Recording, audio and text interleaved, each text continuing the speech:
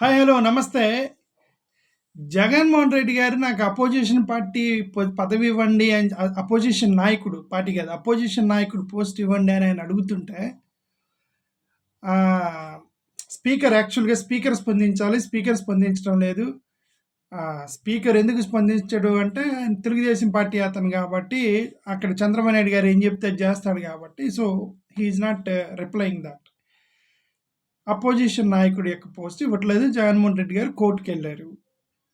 ఇందాక మార్నింగ్ కూడా ఒక వీడియో చూసిన జీవీఎల్ నరసింహారావు గారు ప్రెస్ మీట్ పెట్టి బీజేపీ నాయకుడు జీవీఎల్ నరసింహారావు గారు ప్రెస్ మీట్ పెట్టి అపోజిషన్ లీడర్ అనేది మీరు డిమాండ్ చేస్తే రాదు, 10% సీట్లు ఉంటేనే మీకు వస్తాయి అని అన్నారు. మరి అంటే ఇదంతా జరగడానికి ఒక పెద్ద కారణం ఉంది. అసలు భారతదేశంలో చట్టాలనేవి కొంతమంది నాయకులకి విల్ అండ్ విష్కి అయిపోయాయి. విల్ అండ్ విష్ అంతే. పోలీస్ వ్యవస్థ వాళ్ళ చేతిలో ఉంటాయి, న్యాయ వ్యవస్థలు వాళ్ళ చేతిలో ఉంటాయి.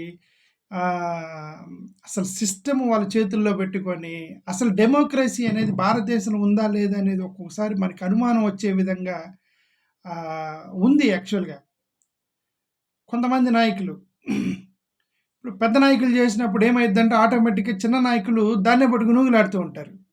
ఒక పెద్ద నాయకుడు చేస్తాడు ఏదో, చిన్న నాయకుడు పట్టుకుని ఊగిలాడుతుంటాడు దాన్ని. అసలు ఈ అపోజిషన్, లీడర్ ఆఫ్ అపోజిషన్ అనేది దాని మీనింగ్ ఏంటనేది మనం అసలు మీరు అర్థం చేసుకుంటే, లీడర్ ఆఫ్ అపోజిషన్ అనే మనకి అసలు మన భారతదేశంలో ఉన్న వ్యవస్థలు, కంట్రోల్ వ్యవస్థలు 3 ఉంటాయి. ఒకటి రాజ్యాంగం ఉండిద్ది. రాజ్యాంగంలో రాసిన దాని ప్రకారం పార్లమెంటుకి చట్టాలు చేసుకునే అవకాశం ఉంటుంది. పార్లమెంటు చట్టాలు చేసుకుంటే ఆ చట్టాన్ని ఇంప్లిమెంట్ చేసే వ్యవస్థ ఒకటి ఉంటుంది. 3 వేరు. రాజ్యాంగం వేరు, పార్లమెంట్లో చేసే చట్టం వేరు, చట్టం అయిన తర్వాత అది జీవోగా మారిన తర్వాత ఆ ఇంప్లిమెంటేషన్ చేసే సిస్టమ్ వేరు. రాజ్యాంగం అనేది అల్టిమేట్ లా, చట్టం అనేది స్టాచ్యుటరీ లా. వేరే ఇంప్లిమెంటేషన్ పాలసీ అనేది అక్కడ ఇంప్లిమెంటేషన్ చేసే ఆఫీసర్ తనకు అనుకూలంగా మార్చుకునేటువంటి అవకాశం ఉంటుంది. Simple policy. ఓకే. అలాగే భారతదేశ రాజ్యాంగంలో ఏమని రాసింది అని, భారతదేశ రాజ్యాంగంలో లీడర్ ఆఫ్ ది హౌస్ గురించి మాత్రమే రాయబడి ఉంది. Leader of the house article 177 ఉంటుంది, కరెక్ట్ గుర్తులేదు. లీడర్ ఆఫ్ ది హౌస్ అంటే పార్లమెంటే ప్రధానమంత్రిని ఎన్నుకోవడానికి అందరు కలిసి ఒక లీడర్ ఆఫ్ ది హౌస్ని ఎన్నుకోవాలి. దాని గురించే రాసింది తప్ప అపోజిషన్ లీడర్ గురించి కానీ అపోజిషన్ గురించి కానీ రాజ్యాంగంలో లేదు. మేక్ ఇట్ వెరీ క్లియర్, రాజ్యాంగంలో లేదు. కానీ పార్లమెంటులో చట్టం చేసుకునేటానికి ఒక అవకాశం ఉంది. లీడర్ ఆఫ్ ది హౌస్ ఎప్పుడైతే లీడర్ ఆఫ్ ది హౌస్ ఎన్నుకోబడిన తర్వాత ఆ leader of the house direction కింద పార్లమెంట్లో కొన్ని చట్టాలు చేయవచ్చు. అలాగే 1977లో ఒక చట్టం చేశారు.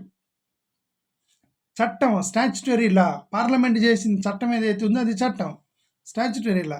ఏమని చేశారంటే ప్రతిపక్షం నుంచి ఒక లీడర్ ఆఫ్ ది హౌస్ని మనం ఎన్నుకోవాలి, ప్రతిపక్ష పార్టీల నుంచి ఒక లీడర్ ఆఫ్ ది హౌస్ని మనం ఎన్నుకోవాలని చట్టం ఉంది.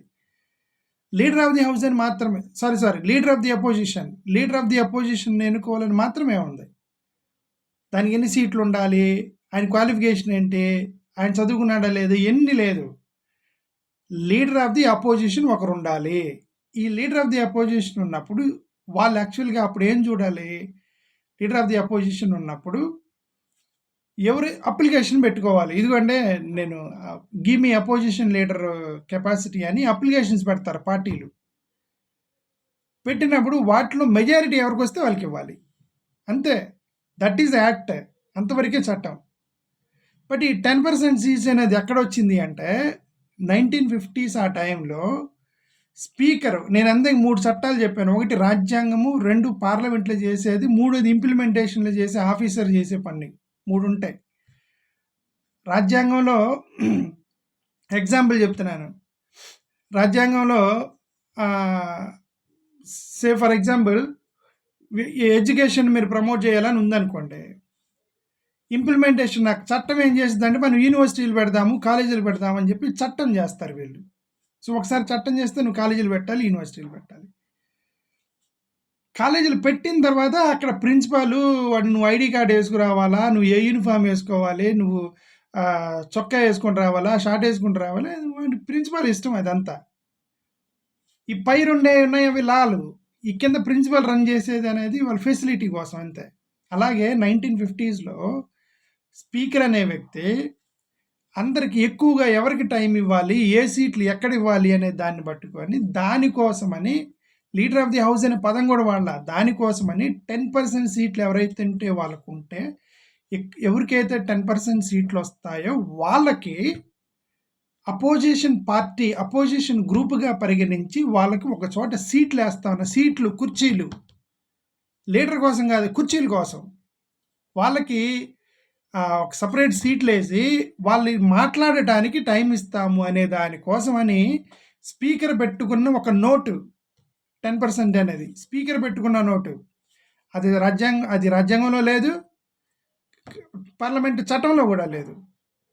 పార్లమెంటు అపోజిషన్ లీడర్ ఇవ్వాలి అనేది పార్లమెంట్ రాజ్యాంగంలో లేదు, కానీ పార్లమెంట్లో చట్టం చేశారు దాన్ని 1977 సాలరీస్ యాక్ట్. ఇప్పుడు వాళ్ళు రిఫర్ చేస్తున్నది. బట్ 10% అనేది యాక్ట్లో లేదు, రాజ్యాంగంలో లేదు. స్పీకర్ రాసుకున్న ఒక చిన్న నోటు, టిష్యూ పేపర్ చిత్తు పేపర్తో సమానం. దాన్ని పట్టుకొని వీళ్ళు మీకు 10% ఉంటే ఇవ్వాలి అని మేము ఇవ్వము అని ఎందుకు చేస్తున్నారంటే ఆయన పైన చేశారు కాబట్టి వీళ్ళు చేస్తున్నారు. పైన రాహుల్ గాంధీకి ఇవ్వలేదు, అక్కడ వాళ్ళు చేశారు కాబట్టి వాళ్ళని చూసి వీళ్ళు చేస్తున్నారు అంతే.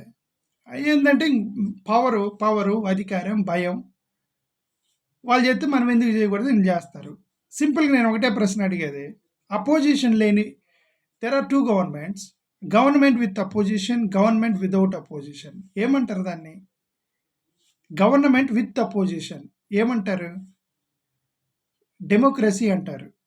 గవర్నమెంట్లో అపోజిషన్ పార్టీ అనేది ఉంటే, అపోజిషన్ నాయకుడు అని ఉంటే దాన్ని డెమోక్రసీ అంటారు.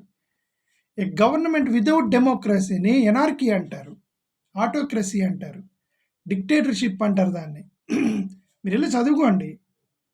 ఆంధ్రప్రదేశ్ని మీరు అపోజిషన్ నాయకుడికి మీరు ఎన్నుకోకపోతే, అపోజిషన్ పార్టీ అనేది లేకపోతే ఇది ఎనార్కీతో సమానం, ఆటోక్రసీతో సమానం.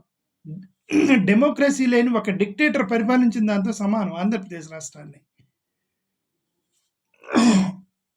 అందుకే కదా అపోజిషన్ నాయకుడు ఇవ్వండి అని జగన్మోహన్ రెడ్డి గారు అడుగుతున్నప్పుడు ఇవ్వడానికి మీకు ప్రాబ్లం ఏంది? టెక్నికల్గా ఆయన ఉన్న పార్టీలో ఆయన మీరు ఇవ్వాలి.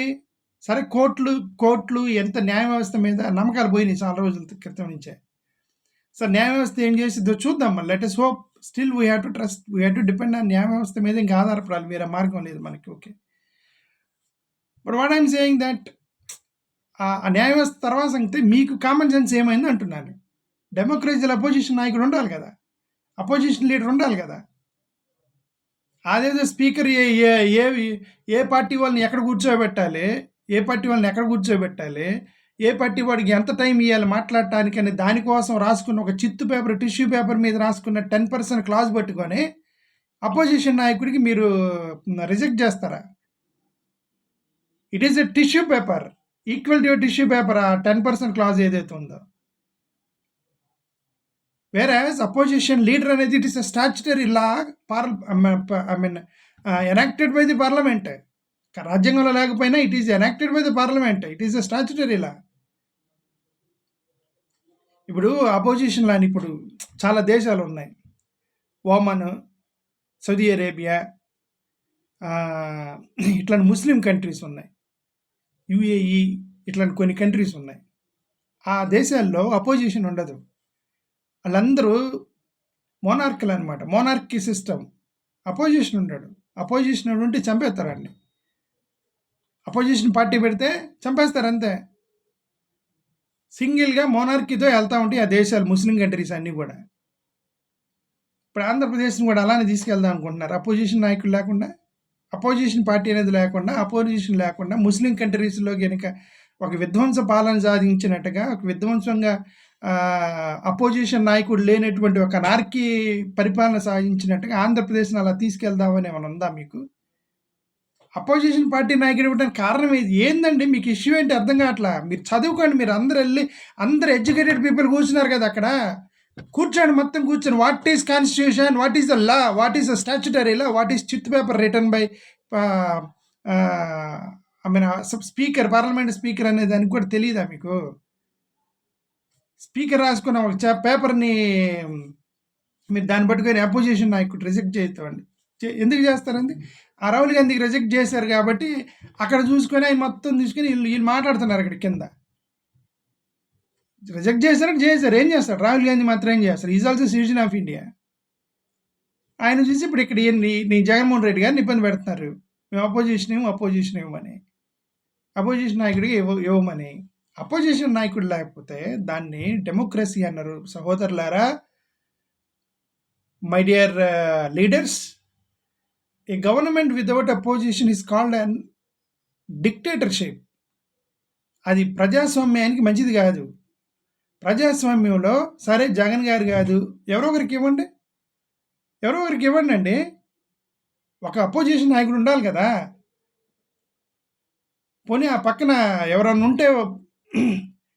ఒక ఎమ్మెల్యేని అక్కడ అపోజిషన్ నాయకుడిగా కూర్చోబెట్టండి, ఆయనకి టైం ఇవ్వండి, మాట్లాడాలి కదా. మీరు చేసే తప్పులు మాట్లాడాలి కదా. మీరు చేసే తప్పులను మాట్లాడడానికి టైం ఇవ్వకపోతే అంటే అర్థం మీరు డిక్టేటర్ మైండ్ షిఫ్ట్ వెళ్తున్నారని అర్థం. ప్రజాస్వామ్యానికి మంచిది కాదు అది. ఈ ఎనార్కీ సిస్టమ్ అనేది మంచిది కాదు. ఇక్కడ నియంతృత్వ పాలన అయిపోయింది. అడిగేవాడు ఉండడు, ఇష్టం వచ్చినట్టు మాట్లాడతారు. టైం ఇవ్వకుండా మీరు ఎట్లా మాట్లాడతారు? అపోజిషన్ నాయకుడు లేకపోతే మీరు టైం ఇవ్వరు. మొన్న అంతసేపు అసెంబ్లీ జరిగింది, వైఎస్ఆర్ కాంగ్రెస్ వాళ్ళు ఉన్నారు అక్కడ, వైఎస్ఆర్ కాంగ్రెస్ వాళ్ళు ఉన్నారు. వైఎస్ఆర్సీపీ కాంగ్రెస్ వాళ్ళకి ఒక్కరికైనా మాట్లాడగానే టైం ఇచ్చారా? మీరు అక్కడ కూర్చొని మాట్లాడుకుంటున్నారు. అక్కడ ఎవరో ఒకరో ఇద్దరన్నా కూర్చొని ఉంటారుగా. మరి అందరూ బంగ్ చేశారని నేను అనుకోండి. నా దేశంలో జగన్ గారే బంగ్ చేశారు. ఎవరో ఒకరిద్దరు కూర్చొని ఉంటారు కదా అసెంబ్లీలో. వాళ్ళకన్నా మీరు సరే జగన్ గారు లేరు, ఇక మీ వైఎస్ఆర్సీపీ గవర్నమెంట్ గతంలో ఏం జరిగింది, ఆయనకి టైం ఇచ్చారా మీరు? అందుకే కదా అపోజిషన్ నాయకుడు టైం అడిగేది. అపోజిషన్ లీడర్ యొక్క పొజిషన్ ఇస్తే ఆయనకి టైం ఇవ్వాలి మీరు మాట్లాడడానికి. ఉన్న ఒక గంట మీరు మాట్లాడాలి, గంట అపోజిషన్ నాయకుడు మాట్లాడాలి. అప్పుడే కదా ప్రజాస్వామ్యం బతికేది, రైట్? ఈ 10% రూల్ అనేది ఏం లేదు, అదంతా that's not a statutory law, neither in the constitution, not in the statutory law, nor it is in the act, nor it is even GO. అది జీవో కూడా కాదు, that is just a note by a speaker. దాన్ని పట్టుకొని జగన్మోహన్ రెడ్డి గారిని ఇబ్బంది పెడుతున్నారు వీళ్ళు. Thank you.